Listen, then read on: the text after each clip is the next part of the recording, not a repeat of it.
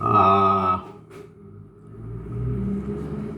I will be discussing the computation of bonus,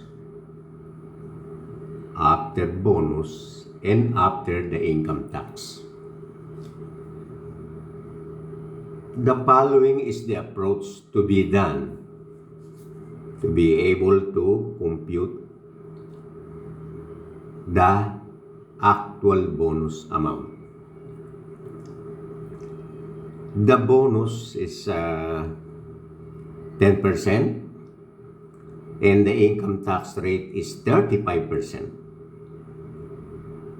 The net income before bonus and before tax is 4.4 million. Please be aware that the 10% will be applied on the net amount of net income after deducting that bonus. Seems strange,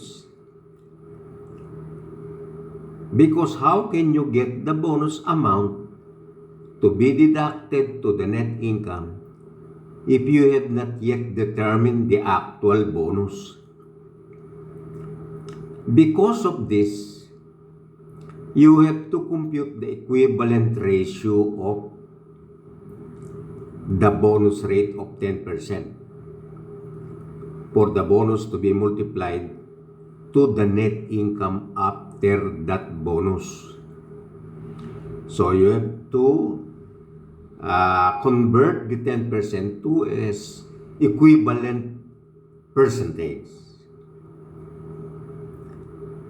Since the 10% bonus is to be applied on the net income after that bonus amount and after tax, therefore the equivalent bonus rate or percent is 65% of 10%.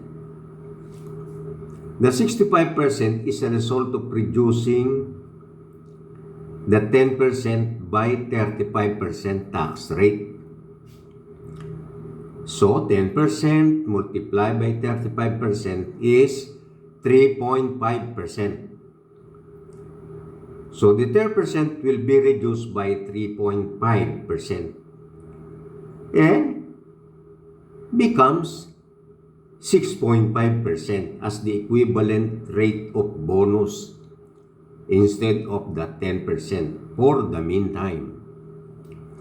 So if the equivalent ratio of bonus is 6.5%, which will be applied to the net income after that bonus amount, this 6.5% will be multiplied to the net income after the bonus.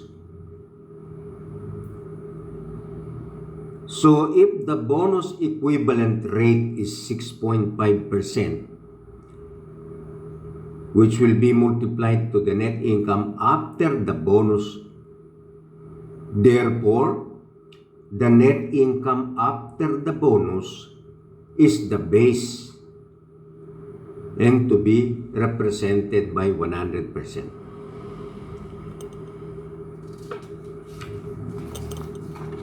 So if that is the case, that the net income after bonus is the 100%, and the bonus is equivalent to 6.5%, therefore the net income before bonus will be represented by 106.5% as shown on the screen.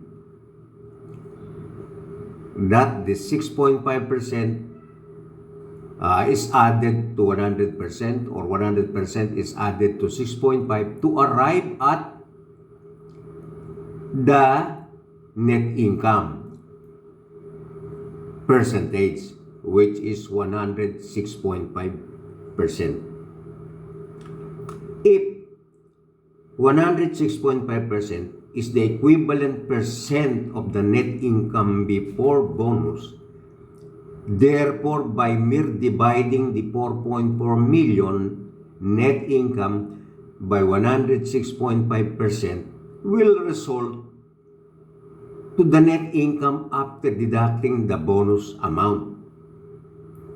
In this case, the net income after bonus is 4,131,455, which will now be the basis in computing the 35% income tax.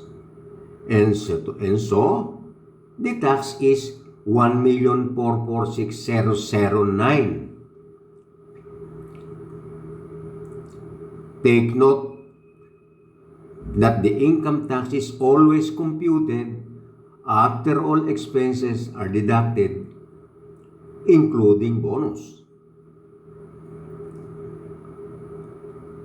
So deducting the 1,446,009 tax amount to the net income after bonus, which is 4,131,455, the net income after bonus and after tax is 2,685,446, also shown on the screen. And since the 10% is the actual tax rate, is to be multiplied to the net income after bonus and after tax, the bonus amount will be 10% multiplied by 2,685,446. Again, as shown on the screen, and the bonus is 268,545. So, that is the end of my explanation. I hope I made it a little bit clear.